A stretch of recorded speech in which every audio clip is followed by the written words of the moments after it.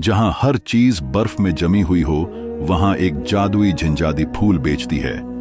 और एक लड़का जो बर्फ बेचता है, उसके दिल में पहली बार कोई फूल खिलने लगता है। ये कहानी है एक खुशबू और एक ठंडक की, दो तन्हाइयों की मुलाकात, जहां मोहब्बत सिर्फ एक नजर में पिघलने लगती है। बर्फ के इस शहर का कोई नक्शा नहीं था, न उसका कोई नाम था, न कोई पहचान। हर गली सफेद थी, हर दीवार खामोश और हर सांस ठंडी। यहां समय मानो ठहर चुका था, बोलना छोड़ चुका था। लोग आते जाते थे, पर उनकी मौजूदगी हवा में घुल जाती। कोई किसी को पहचानता नहीं था, और पहचानने की चाह भी किसी में बाकी नहीं रही थी। इस शहर में रहने वाले अक्सर वे लोग थे जिन्होंने किसी को खो दिया था, या खुद को। इसी खामोश शहर की एक सुनसान गली में रोज एक लड़का आता था। उसके हाथ में लकड़ी की पुरानी ठेला होती, जिस पर तराशी हुई बर्फ के टुकड़े रखे होते।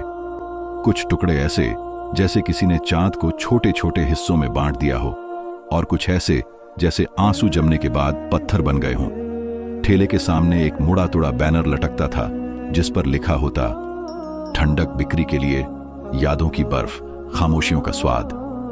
उस लड़के का नाम कोई नहीं जानता था। लोग उसे सिर्फ बर्फ बेचने वाला कहते थे। वह कम बोलता था, उसकी आंखों में वक्त की थकान छिपी होती, और चेहरे पर कोई पुरानी कहानी सोई होती। वह रोज आता, ठेला लगाता, कुछ पल बिताता, और फिर शाम से पहले गायब हो जाता, जैसे बर्फ खुद ही उसे वापस निकल जाती हो। एक दिन उस बेजान शहर में एक खुशबू आई, नरम, भीगी हुई, जैसे पतझड़ में अचानक खिलने वाला पहला फूल, जैसे बर्फ के नीचे दबी सांस ने पहली बार खुद को आजाद किया हो। खुशबू शहर के बीचों बीच खुली एक नई दुकान से आ रही थी। यह दुकान इससे पहले कभी किसी ने नहीं देखी थी। न कोई निशान, न कोई पुराना तस्वुर। लोग हैरानी से उस तरफ देखते, आंखें मिलाते, कुछ सिर हिलाकर आगे बढ़ जाते। दुकान पर एक पुराना सा बोर्ड टंगा था, जिस पर कुछ घिसे हुए शब्द लिखे थे, फूलों की जादूगरनी, केवल क्षणिक खुशबू उपलब्ध है। दुकान के अंदर रोशनी की एक अलग ही चमक थी, जैसे दीवारें भी सांस ले रही हों। वहां बैठी थी एक जिन्नजादी, बेहद खामोश, मगर आंखों में चमक, चाल में नरमी, और सांसों में कोई अनदेखी कहानी। वह जिन्नजादी आम नहीं थी। उसके हाथों में फूल थे, पर वे फूल किसी बाग के नहीं थे। वे जज्बातों से उगे हुए फूल थे, यादों से संवरे और खामोशियों से महकते हुए। जब भी कोई अंदर आता, वह नरमी से पूछती, तुम्हें कौन सी खुशबू चाहिए, मादी, उम्मीद या फिराक? लोग जवाब नहीं दे पाते, क्योंकि उनके अंदर जो कुछ था, वह पहले कभी किसी ने इस तरह सीधे सवाल की शक्ल में नहीं मांगा था। वे खामोश होकर फूल को देखते, कुछ महसूस करते, और फिर लौट जाते। जिन्नजादी किसी को रोकती नहीं थी। उसी दिन जब सूरज बर्फ के पहाड़ों से टकराकर कुछ पल के लिए अपनी रोशनी हार गया, बर्फ बेचने वाला उस गली से गुजरा जहां खुशबू फैल रही थी। उसके कदम अपने आप रुक गए। उसने सिर उठाया और देखा, एक खिड़की में एक लड़की खड़ी थी, हाथ में नीले रंग का फूल, बालों में बर्फ के कण, और आंखों में ऐसी चमक जो बर्फ के नीचे दबी आग की तरह थी। वह जिन्नजादी थी। उसने पहली बार हिम्मत करके खिड़की के पास जाकर पूछा, यह फूल? जैसे यह सवाल उसकी हिम्मत से बड़ा हो। जिन्नजादी ने पलटकर देखा और नरमी से जवाब दिया, यह फूल नहीं, किसी ने कभी अपने सपने में उगाया था। बर्फ बेचने वाले ने एक पल की खामोशी के बाद पूछा, क्या यह बर्फ को पिघला सकता है? जिन्नजादी ने हंसते हुए फूल उसकी तरफ बढ़ाया। बर्फ बाहर की हो या अंदर की, अगर खुशबू पहचान ली जाए तो सब कुछ पिघल जाता है। अगले दिन वह फिर आया, इस बार अपने साथ एक छोटा सा बर्फ का गोला लाया, जिसके अंदर एक धुंधली तस्वीर छिपी हुई थी, एक औरत की, जिसके चेहरे पर किसी वक्त फूलों जैसी चमक रही होगी। उसने कहा, मैं उसकी याद बेचना चाहता हूं। जिन्नजादी ने तस्वीर को छुआ, आंखें बंद की और बोली, यह याद बहुत भारी है। इसे बेचने की अनुमति केवल वही दे सकता है जिसने खोया हो। उसने कहा, मैंने उसे खोया नहीं, मैं खुद खो गया था। जिन्नजादी ने आंखें खोली और पहली बार यूं देखा जैसे वह भी खुद को पहचान रही हो। उस दिन के बाद वह रोज आता, कभी कुछ कहे बिना, कभी फूलों को देखते हुए, कभी बस बैठकर सांस लेते हुए, और जिन्नजादी उसे देखती रहती। शहर धीरे धीरे बदलने लगा था। बर्फ थोड़ी नरम हो गई थी, दीवारों पर नमी आने लगी थी। शायद यह वही नमी थी जो खुशबू के साथ बह रही थी। लोग अब दुकान के बाहर ठहरने लगे थे। खुशबू फैल रही थी, फूल महकने लगे थे।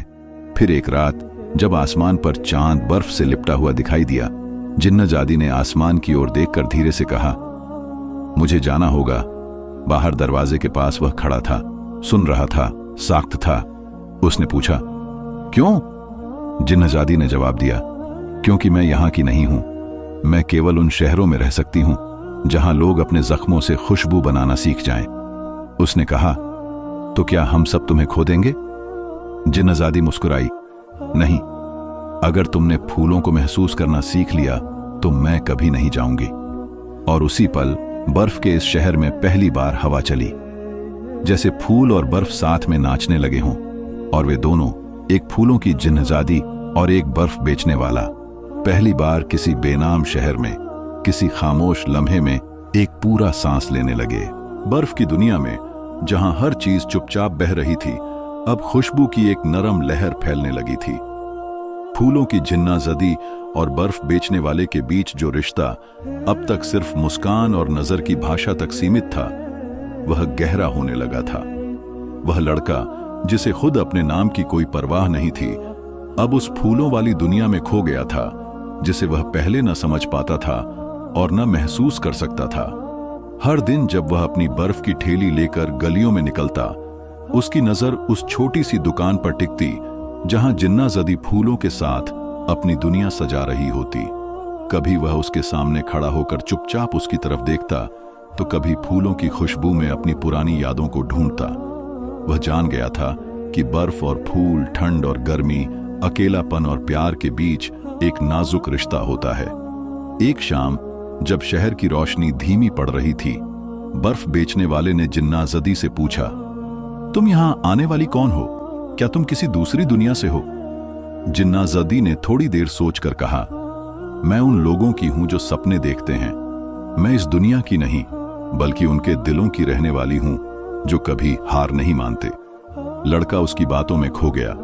उसे समझ आ गया कि यह जिन्नाज़ादी कोई आम लड़की नहीं, बल्कि किसी जादुई कहानी की राजकुमारी है, जो फूलों की खुशबू के साथ लोगों के दिलों को छूती है।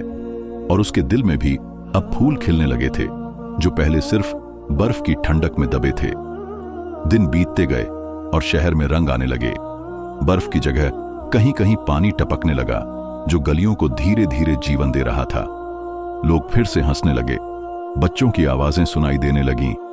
फूलों की खुशबू ने शहर में नई जान फूंक दी थी, लेकिन हर खुशी के साथ एक डर भी था। जिन्नाज़ादी को जाने की चिंता खत्म नहीं हुई थी। वह जानती थी कि उसका वक्त कम है। अगर वह चली गई तो वह लड़का फिर अकेला हो जाएगा और बर्फ का शहर फिर से चुप्पी में डूब जाएगा। एक रात बर्फ बेचने वाला दुकान के बाहर खड़ा था। उसने पूछा, क्या तुम जाना चाहती हो? जिन्नाज़ादी ने सिर हिलाया। मुझे वापस जाना होगा, लेकिन मैं चाहती हूं कि तुम यहां से न जाओ। लड़के ने कहा, मैं यहीं रहूंगा, चाहे कितनी भी बर्फ पड़े, तुम्हारे फूलों की खुशबू के लिए। यह सुनकर जिन्नाज़ादी की आंखों में चमक लौट आई, लेकिन वह जानती थी कि यह मोहब्बत सिर्फ खुशबू और बर्फ की कहानी नहीं, बल्कि एक परीक्षा है।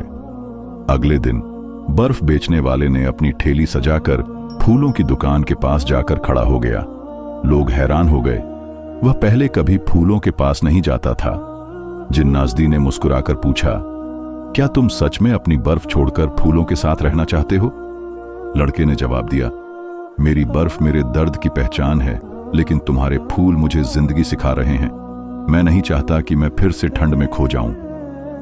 ठीक उसी समय शहर के एक कोने से तेज ठंडी हवा का झोंका आया, जिसने दुकान का दरवाजा जोर से खोल दिया। बर्फ की ठंड वापस आ रही थी। जिन्नाज़ादी ने तुरंत दरवाजा बंद किया और लड़के से कहा, यहाँ के लोग अभी इस मोहब्बत के लायक नहीं हैं। अगर बर्फ फिर से राज कर गई तो सब कुछ खत्म हो जाएगा। हमें लड़ना होगा। लड़का हिम्मत से बोला, मैं तुम्हारे साथ हूं।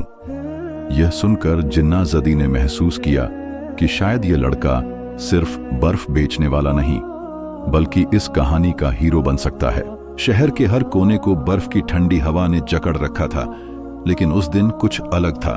वह नरम खुशबू जो फूलों की जिन्ना जदी के हाथों से निकलती थी अब हवा में घुल रही थी, एक उम्मीद की किरण की तरह जो बर्फ की कड़कड़ाहट को तोड़ने आई थी। बर्फ बेचने वाले के दिल में एक नई ऊर्जा जाग चुकी थी। वह समझ चुका था कि वह सिर्फ बर्फ का व्यापारी नहीं बल्कि एक नई दुनिया का यात्री बन चुका है, जहां प्यार और जिंदगी की खुशबू बर्फ की ठंडक को पिघलाने की ताकत रखती है। रात के अंधेरे में जब चांद की रोशनी बर्फ पर पड़ रही थी, वे दोनों दुकान के बाहर खड़े थे। जिन्नाजदी के हाथ में फूलों का गुलदस्ता था और लड़के के हाथ में बर्फ के सुनहरे टुकड़े। हवा तेज थी, ठंडी और बेरहम, लेकिन उनके दिल जीत की हिम्मत से भरे हुए थे। क्या हम सच में बर्फ को पिघला सकते हैं? लड़के ने पूछा, आंखों में एक हल्की सी शंका लिए। जिन्नाजदी ने मुस्कुराते हुए कहा, यह सिर्फ बर्फ की लड़ाई नहीं है, यह दिलों की जंग है। जब प्यार में सच्चाई हो तो बर्फ भी नहीं टिक सकती। वे दोनों वापस दुकान में आ गए, जहां फूलों की खुशबू ने एक छोटा सा पतझड़ का नजारा बना रखा था। बाहर बर्फ गिर रही थी, लेकिन दुकान के अंदर जिंदगी और रोशनी थी। वे जानते थे कि उनकी लड़ाई आसान नहीं होगी, लेकिन वे अकेले नहीं थे।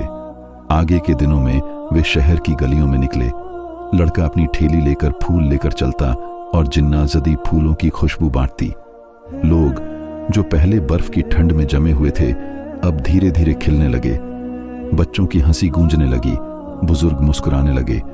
प्यार की वह खुशबू बर्फ की ठंडक को धीरे धीरे पिघला रही थी। लेकिन जैसे ही उम्मीद बढ़ी, बर्फ की ठंडी हवा फिर से तेज हो गई। एक रात कड़कती ठंड ने शहर पर अपनी पकड़ सख्त कर दी। पेड़ों की शाखाएं टूटने लगीं, गलियां सुनसान हो गईं। लड़का और जिन्नाजदी दुकान में बंद होकर एक दूसरे का हाथ थामे हुए थे। वे जानते थे कि उनका सबसे बड़ा इम्तिहान अभी बाकी था। हमें हार नहीं माननी, लड़के ने कहा। हमें दिखाना है कि प्यार का जादू बर्फ से ज्यादा ताकतवर है। जिन्नाजदी ने धीरे से जवाब दिया, यही तो हम कर रहे हैं। रात की खामोशी में वे दुकान से बाहर निकले। बर्फ और हवा ने उनका रास्ता रोकने की पूरी कोशिश की, लेकिन वे फूलों की खुशबू और प्यार की ताकत के साथ आगे बढ़ते रहे। लोग खिड़कियों से उन्हें देख रहे थे और उनकी आंखों में नई उम्मीद की चमक थी। कुछ ही दिनों में बर्फ की सख्ती कम होने लगी। शहर के हर कोने में फूलों की नरम खुशबू फैलने लगी। लोग अब बर्फ को सिर्फ ठंडक नहीं बल्कि प्यार और नई जिंदगी का प्रतीक समझने लगे थे। लड़का और जिन्नाजदी जो कभी अजनबी थे अब शहर के दिल की धड़कन बन चुके थे। एक दिन जब चांदनी रात में वे दोनों दुकान के बाहर खड़े थे, लड़के ने पूछा, क्या तुम्हें अभी भी जाना है? जिन्नाजदी ने हंसते हुए कहा, नहीं, यह जगह अब मेरी है, क्योंकि यहाँ प्यार ने जीत हासिल की है। दोनों ने एक दूसरे का हाथ मजबूती से पकड़ा और शहर के नीले आसमान के नीचे एक नई सुबह का स्वागत किया, जहां बर्फ और फूल, ठंडक और खुशबू, प्यार और उम्मीद सब मिलकर जिंदगी का नया रंग भर रहे थे।